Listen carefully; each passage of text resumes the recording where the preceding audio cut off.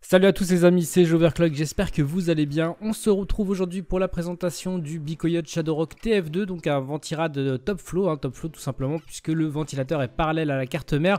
Donc voilà, c'est des ventilateurs qui sont destinés en tout cas à des PC de petite taille, du ITX ou des HTPC par exemple.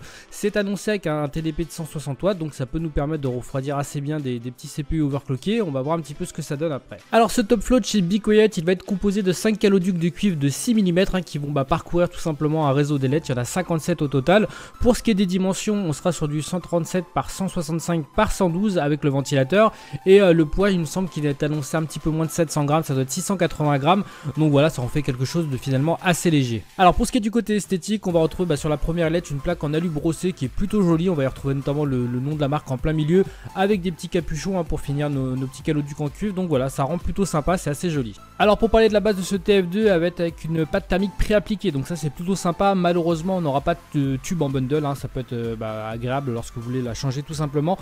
Pour ce qui est de la technologie Made in BeCoyote entre guillemets, on va avoir 18 des ailettes sur les 57 qui sont en contact direct avec cette base, ce qui logiquement accélère le transfert de chaleur.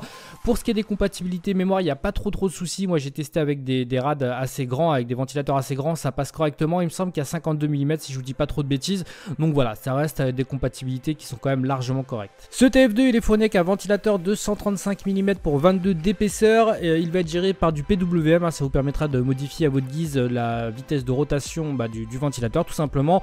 Pour ce qui est du max, on sera à 1400 RPM, donc logiquement ça devrait rester assez silencieux.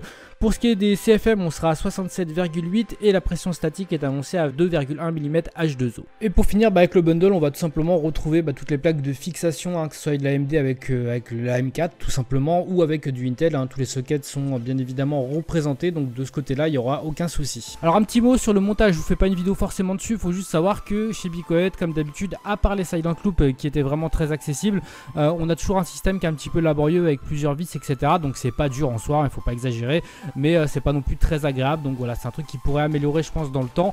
Malgré tout, si vous avez une petite galère, vous aurez toujours la notice qui est présente et qui vous explique pas à pas chaque étape. Alors je vais vous la faire rapide du côté des performances, c'est pas bon du tout. On a pris le 4790K de madame que j'ai mis à 4 GHz. À 100%, on est à 53 degrés. En automatique, en PWM, on est à 56 degrés. Et là où ça ne va plus du tout finalement, c'est à 4,5 GHz. On est à 100%, donc à 79 degrés, ce qui est énorme. Et en automatique à 82, donc voilà, c'est très clairement un mauvais point pour ce TF2 de chez BeCoyote. Bon, côté performance, c'est pourri, on se le cache pas. Mais du côté des nuisances sonores, en idle, on aura 30 décibels. Et à 100%, on sera à 36, ce qui fait que c'est tout simplement inaudible. C'est vraiment de ce côté là un très bon point. Alors en conclusion, qu'est-ce qu'on peut dire de ce BeCoyote TF2? Alors pour les points négatifs, on peut parler des températures en overclocking qui ne sont pas du tout adaptées à cette pratique. Après il faut aussi prendre en compte que c'est du top flow, c'est pas un modèle classique, donc ok, on peut passer là-dessus, mais malheureusement ça sera pas possible si vous voulez hausser. Le montage serait peut-être un petit peu plus simple, mais c'est un reproche qu'on peut faire sur plein de produits BeCoyote, à part les Silent Loop qui ont été vraiment simplifiés, et ça c'est vraiment quelque chose qu'il faut retravailler à mon avis. Le ventilateur finalement qui aurait pu être un petit peu plus puissant, puisqu'il ne fait aucun bruit, on aurait peut-être pu gagner quelques degrés, ça aurait pu être sympa. Du côté des points positifs, on a le silence d'or, il n'y a aucun souci de ce côté là. Si vous en avez marre d'avoir le ventilateur d'origine, ça fera très largement le boulot, c'est vraiment excellent. On a un design et une qualité qui est toujours au rendez-vous chez BeCoyote, ça c'est toujours voilà la base. Et on a aussi la compatibilité des mémoires, même si vous avez un grand radiateur ça passera bien, et ça c'est quand même agréable par rapport à certains autres modèles qui sont parfois un petit peu plus contraignants. Et voilà, c'est terminé pour cette vidéo sur le TF2. J'espère que ça vous a plu en tout cas. N'hésitez pas à me dire dans les commentaires ce que vous en pensez.